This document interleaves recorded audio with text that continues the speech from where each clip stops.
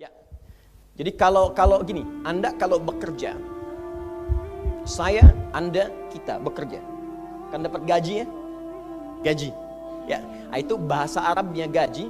Sekarang ada yang menyebut ratib. Ratib. Pokoknya disebut ujrah. Pokoknya yang harus dibayar. Makanya kalau Anda ke Timur Tengah itu naik taksi, ada tulisan atasnya taksi ujrah. Ya, bukan punya si ujrah. Nanti kalau ke Mekah naik taksinya punya si ujrah, si ujrah punya banyak taksi. Ya, bukan. Itu taksi bayar, bukan gratis, bukan free. Jadi begitu Anda keluar menggunakan jasanya, bayar, berikan pokok dari jasa yang telah dia kerjakan. Perhatikan baik-baik, teman-teman sekalian.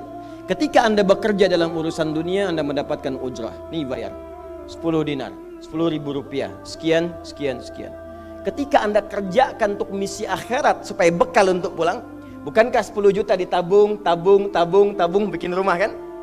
Beli pakaian yang elok, beli kendaraan. Sama persis Anda sholat itu diberikan juga bayarannya, diberikan juga pokok pemberiannya. Anda puasa diberikan pokoknya, baca Al-Quran dikasih bayarannya. Namanya pahala. Dalam bahasa Al-Quran disebut ajrun namanya. Dunia ujrah, akhirat ajrun. Lahum ajrun ghairu mamnun. Ajrun. Berapa ukurannya? Minimal 10. Turun Quran surah ke-6 ayat 160. Ya, kita keluarkan supaya terukur. Ya. Setiap pekerjaan dunia menjadi nilai akhirat punya poin. Pekerjaannya disebut hasanah namanya. Ya. Amal solehnya disebut hasanah. Siapa yang mengerjakan di dunia pekerjaan punya nilai akhirat, amal soleh namanya hasanah. Setiap hasanah punya poin 10. Man jaa bil hasanati falahu asyru amthaliha. Siapa yang mengerjakan perbuatan di dunia dan punya nilai akhirat, bekerja dikerjakan karena Allah mencari yang halal. Tuliskan poinnya. Salat, tuliskan poinnya. Setiap pekerjaan 10. Hitungannya 1 keduanya 500 tahun, 2 ketiganya 500 tahun, 3 keempatnya 500 tahun. Jadi jangan menghitung 1, 2, 3 terlalu sedikit. Ya.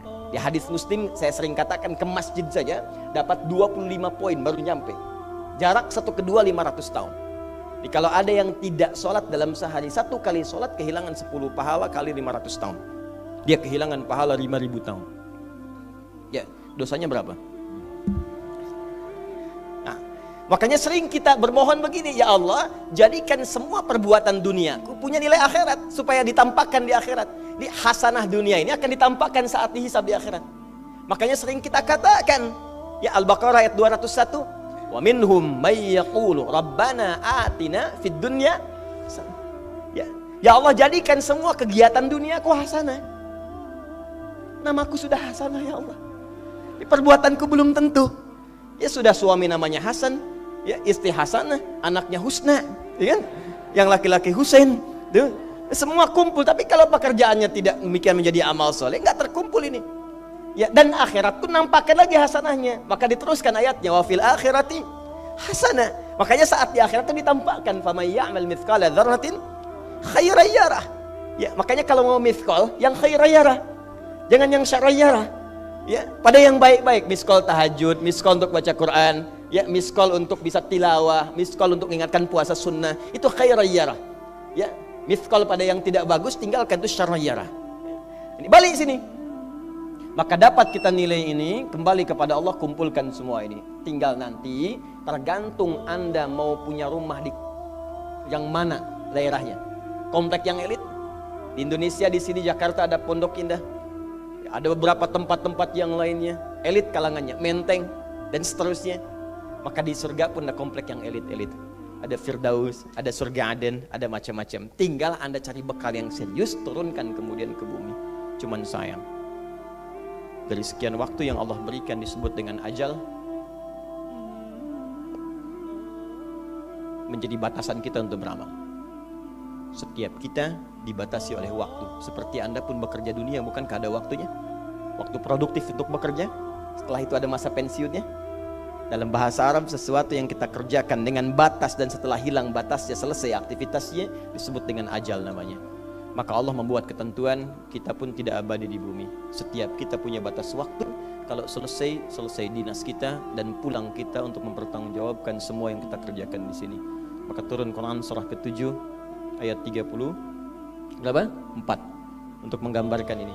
Walikulli ummatin ajal fa idza jaa ajaluhum la yastakhiruna sa'ata wa la yastaqdimun. Setiap umat seluruhnya tanpa kecuali itu pasti punya batas waktu untuk beraktivitas dan selesai pulang. Aktivitas kita ketika bergerak mencari kehidupan ma'isyah, pekerjaannya disebut dengan asya.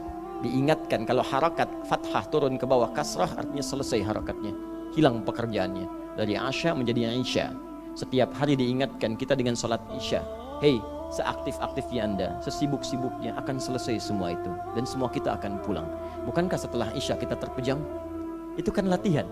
Makanya dalam doa saat akan tidur jadi disebutkan bisikallahumma amutu wa ahya.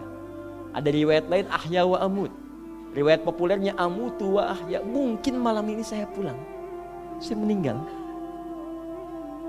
Makanya saat kita bangun dari tidur kita ucapkan alhamdulillahilladzi ahyana ba'dama. Ada maknya, sementara aja. Satu saat mungkin pulang. Kita nggak tahu di bagian mana yang tidur itu mengakhiri kehidupan kita saat kita pulang. Karena itu serius. Ada saatnya kita pulang. Nah teman-teman, ternyata sudah tahu akan pulang pun masih ada yang tidak memanfaatkan waktu dengan baik. Tanyakan pada setiap manusia ya, dari detik ini, dimulai dengan diri kita manusia kan? Tanyakan pada diri kita, Anda wafat tidak? Anda pulang tidak? Anda meninggal tidak? Kalau sadar pulang, maka cari bekal yang baik. Berarti Allah benar kan? Kata Allah setiap kita akan wafat. Kullu nafsin dha'iqatul maut. Setiap yang punya jiwa meninggal. Bahkan dikasih informasi jelas kok. Yang bawa maut disebutkan namanya malakul maut. Quran surah 32 ayat ke-11. Qul yatawaffakum malakul mautil ladzi wukkila bikum. Disebutkan.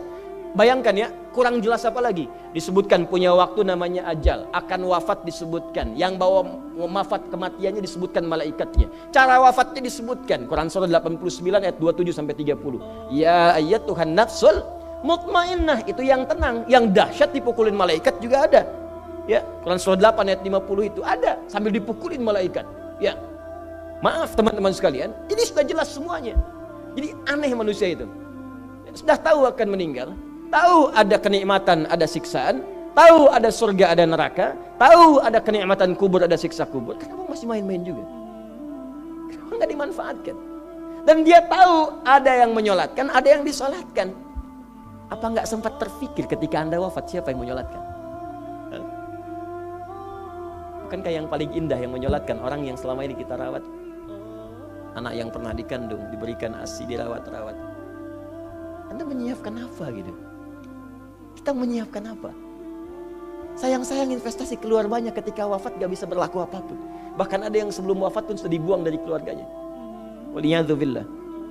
Nah, sekarang dari sekian kegiatan aktivitas kita, berapa yang sudah punya nilai di mata Allah menjadi amal saleh?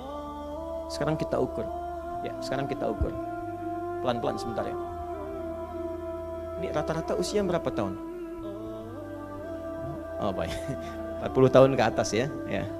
Walaupun atasnya mungkin agak banyak, atas gitu ya, bagian. Nggak apa-apa. Fokus sini ya. Edisi kali ini fokus saja. Biarkan saya yang datang, terangkan, tulis, hapus ya. Antum simak aja lah, simak, tulis dengan baik, mau ketawa-ketawa sudah masuk surga alhamdulillah. Udah cukup dengan amin, lihat dulu. Ini saya sering sampaikan, ini kita kasih batas standar di Al-Quran aja lah, 40 tahun misalnya. Ya, standar keseriusan beraktivitas. Ya, lihat sini. Konon dalam sebuah penelitian sederhana, manusia itu kalau dihitung-hitung aktivitasnya setengah dari usianya, itu umumnya walau tidak semuanya teralokasikan untuk tidur, beristirahat, tidur. Dari mulai lahir, bayi kecil tidur, dewasa beraktivitas tidur siang, tidur malam, tidur macam-macam, tidur kecapean, tidur ngantuk, tidur lelah, tidur segala rupa, tidur setengah dari usia. Jadi kalau 40 tahun tidurnya berapa tahun? 20 tahun. Baik. Sisanya beraktivitas, ya. Nah, itu berapa tahun? 20 tahun. Jadi di sini kalau kita hitung, ya kalau beriman, alhamdulillah kita sholatnya, puasanya, baca Qurannya, tapi juga kerjanya, tertawanya, candanya, macam-macamnya 20 tahun. Dari 20 tahun ini, berapa yang jadi aktivitas ibadah? Yang jadi ibadah berapa? Ya, jangan terlalu pesimis, ya ambil 10 tahun misalnya. 10 tahun ibadah. Nah, jadi di sini adalah sholatnya, baca Qurannya, puasanya, dan sebagainya, sedekahnya, infaknya. Apakah semua ibadah itu langsung diterima? Belum tentu. Syaratnya ikhlas. Wa ma umiru illa liya'budullaha mukhlishina lahuddin. Quran surah 98 ayat 5. Pertanyaannya, dari ibadah yang kurang lebih 10 tahun ini, berapa tahun yang ikhlas? Ya, ambillah tengah-tengahnya 5 misalnya kan. 5 tahun. Ini yang ikhlas, insya Allah. Yang ikhlas kurang lebih 5 tahun. Jadi usia 40 tahun ini yang produktif amalan yang kurang lebih harapan kita diterima oleh Allah insya Allah 5 tahun. Dosanya berapa tahun?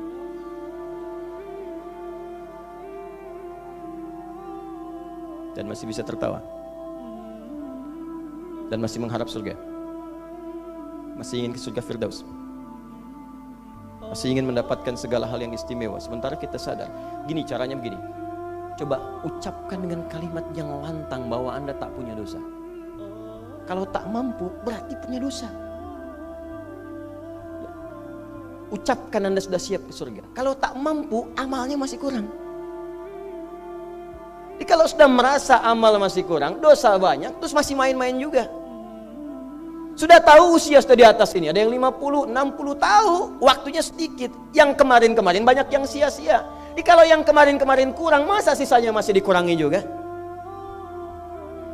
Anda 40 tahun, 50 tahun, 60 tahun. Sekarang anak 4, 5 tahun, bahkan matanya buta, ada laki-laki, ada perempuan, sudah jadi penghafal Quran. 5 tahun hafal Quran. Belum baligh. Dan berharap punya bekal di hadapan Allah. Kemarin sahabat saya, Syekh Ali Jabir, ya, datang ke Bekasi. Cerita tentang Kaila, anak 5 tahun, mata buta. Murajaah hafalan Quran sehari 5-7 juz. Dikatakan oleh beliau, Kaila, apa enggak capek terlalu banyak? Kamu kan punya uzur di hadapan Allah. Allah maha memahami keadaan kamu. Apa enggak lelah? Saya malu justru kepada Allah kalau kurang daripada itu. Anak 5 tahun mengulang hafalan Quran setiap hari 5-7 juz. Dan malu kalau kurang di bawah itu sebagai bekal untuk menghadap Allah. Anda diberikan kesempatan sampai lebih daripada 50 tahun. Lebih daripada 40 tahun. Lebih daripada 20 tahun. Dan sampai kesempatan itu sampai hari ini pun untuk baca pun belum punya waktu. Dan Anda mengharap surga, Anda siapa?